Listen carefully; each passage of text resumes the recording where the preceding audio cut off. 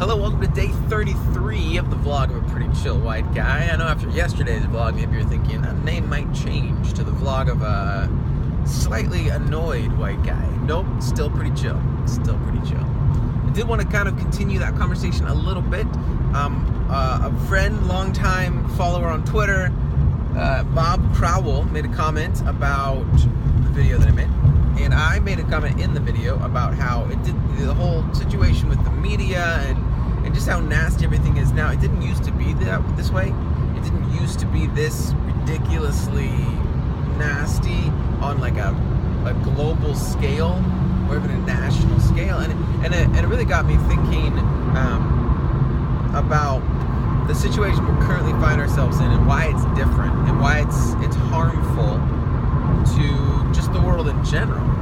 So we've got this 24-hour news cycle, and what that means is that you've got news stations that all they do is 24 hours a day, they have to give you stories. And in order to get ratings, they have to give you the most ridiculous stories and the biggest ones. They're gonna blow them way out of proportion sometimes, or try to create these huge stories. And so you get news people who aren't just looking to report whatever is actually going on, but they're looking to create stories. They're looking to create outrage. They're looking to create this big reaction from people so they can continue to get you to watch them. They're not just looking around and saying, okay, hey guys, here's what's going on in the world today. No, they're going, all right, so here's what's going on. Here's how you should feel about it. Here is our opinions on what this could mean, whether there's evidence for it or not. Now we've got all these opinionated news people, and it's fine. It's do your show. I'm not going to brand anybody's parade as far as they shouldn't be allowed to do. No, it's fine, but there's consequences for things like this, right? So you pair that these opinion-based news stories or news networks, Fox News, CNN, NBC, all of them, MSNBC, all these networks, right? Filled with opinionated news stories. So that makes everything political, right? There's no just here's the news. Nope, everything's political now. Everything is there's an opinion. It's not you make up your mind. It's let me tell you what you should think about this. So you pair that and this need to over dramatize everything so that you get a bigger reaction, you get better ratings, people are watching. You pair that with social media, which gives everybody the immediate opportunity to have a reaction to a story, whether they've done any research whatsoever, whether they know anything about it, whether the story that they're interacting with is even true or not. Doesn't matter. I saw a story while I'm watching this story. Oh my gosh, I cannot believe this person is the devil. Send. And then all of a sudden, everybody online is like, oh, wow, well, how could you even think this? And you're a terrible human being. And, well, you're a Nazi. Well, you're a fascist. And it's like, whoa. You didn't even know what the story's actually about. You don't even know where that was going to go. Who knows what that was going to end up being, Who knows if it's even true? But you've gone out there and destroyed somebody, you've destroyed them in what is it, an effigy? But online. You've just gone after them, insulted their character based on a story that you heard from a network that's not really about reporting just the facts. It's about creating entertainment, creating things that you want to see. Which is one of the reasons why I don't necessarily trust too many news places in general, because the news media lives for chaos. If there's no chaos in the world, they don't have anything to report. They can't build this buzz. They can't, create this ratings. They can't get viewers. If nobody's blowing anything up, if nobody's dying, if nobody is, if the world was peaceful, the news media would go out of business. So what do you think they're actually rooting for? I know that's kind of dark, but I mean, if you own a car collision place, if you own a car collision repair shop, you're rooting for car accidents. In a way. If there were no more car accidents, you wouldn't have a job. No, maybe you're not rooting for catastrophic death, but you're rooting for people to get in car wrecks, like fender benders. That's kind of how the news media is. they're rooting for problems. And sometimes they'll even create problems out of sometimes thin air, so they have something to talk about. And so what that really does, and I know this is getting long, but that's all right, that's fine. What that really does, and this is, to me, this is the other issue that goes along with it, is that because of social media, because of this 24-hour news cycle, and because all of these news places are trying to not just reach a local audience, it's a global audience that they're trying to interact with, trying to engage with.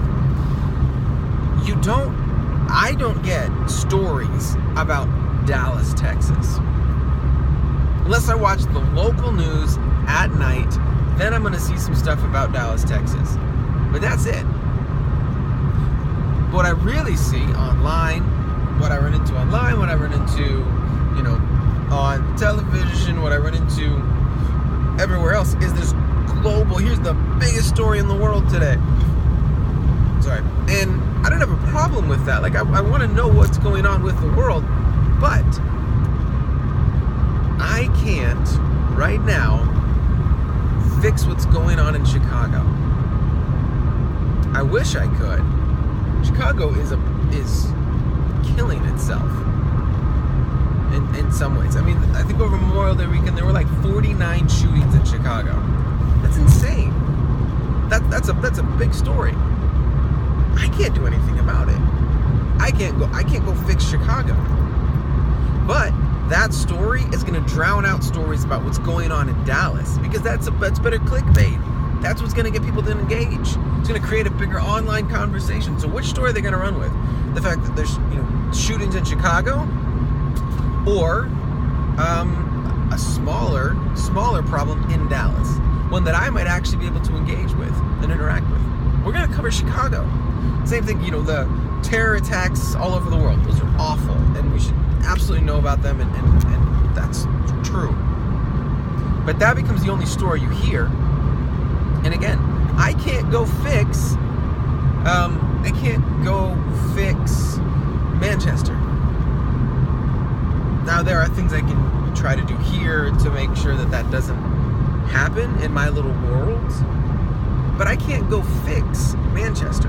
And while I want to know about Manchester, and I want to know that this stuff is going on, we live in a world where that's the only story you really get is Manchester. And so it creates this disconnect with the world around you. Like this world around me, I don't hear about all the time. I don't know what's really going on around me, because every story is about the biggest story in the world, or the biggest story in the United States, but have nothing to do with me in my world that I can actually interact with. But you go online and it's like, but I feel like I can.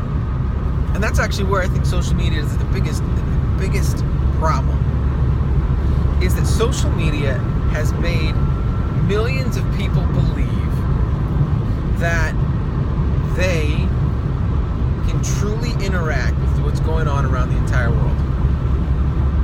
It's made them think that a tweet, 140 characters, is enough and is truly them interacting with the world, having an impact.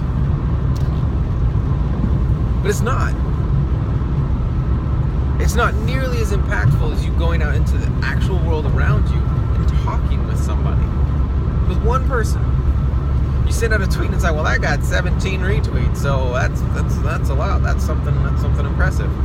No, not really. It'd be much more impressive if you actually talked to the cashier at their store you're at. It'd be much more impactful if you tried to spend a little time interacting with some of the issues that are going around you. And maybe it's not as big as Manchester, but it's something you can actually truly have an effect on. And maybe if we focused on the smaller issues, allegedly smaller, the smaller issues in the world we're actually in, then maybe we can avoid and stop some of the Manchesters, some of the Paris, some of all these attacks, all these big things that we hear about. Well, maybe we can be the solution in our own different situation. Not with the way things are now. And that to me is a frustration. It's definitely a frustration. But it is what it is. You know, I don't see it changing, unfortunately. At least not on a massive scale. I just hope that you know, person by person, you know, 1, 2, 3 at a time, people start to realize that we need to sort of pull back from this obsession over everything that's going on in the world as a whole. Try to focus a little bit more on what's going on in the world we're actually in. Alright, those are my thoughts. Sorry that was very long, but I just had to get it off my chest. Had to say it. So there you go. We'll see you guys